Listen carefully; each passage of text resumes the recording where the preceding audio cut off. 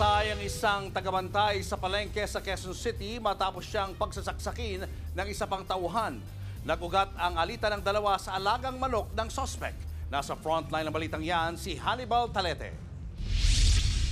Sugat sa iba't ibang bahagi ng katawan ang inabot ng 54 anyos na tagabantay sa palengke sa Quezon City matapos siyang pagsasaksakin. Naisugod pa umano sa ospital ang biktima pero binawian na ito ng buhay. Ang itinuturong salarin, ang 27 anyos na helper naman sa palengke. Naagaw pa raw ng biktima noong una ang patalim ng sospek. First attempt ay naagaw nitong biktima yung hawak ng suspect na tactical knife. So hindi inaakala nitong biktima na may isa pa palang hawak na patalim itong suspect. Nakumpiska ng mga otoridad ang dalawang patalim na ginamit ng suspect sa krimen. Sa inisyal na investigasyon, madalas umanong nagtatalo ang dalawa. Madalas daw kasing masita ng biktima ang suspect dahil sa pagtatali ng manok sa kanyang pwesto.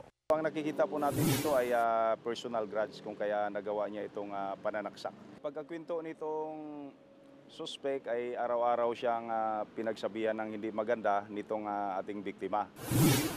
Tumanggi na magbigay ng pahayag ang suspect na napag-alamang kalalaya lang noong nakaraang taon dahil sa kasong frustrated murder at physical injuries. Ngayon, nakakulong siyang muli sa Criminal Investigation and Detection Unit sa Camp Caringal dahil naman sa kasong murder.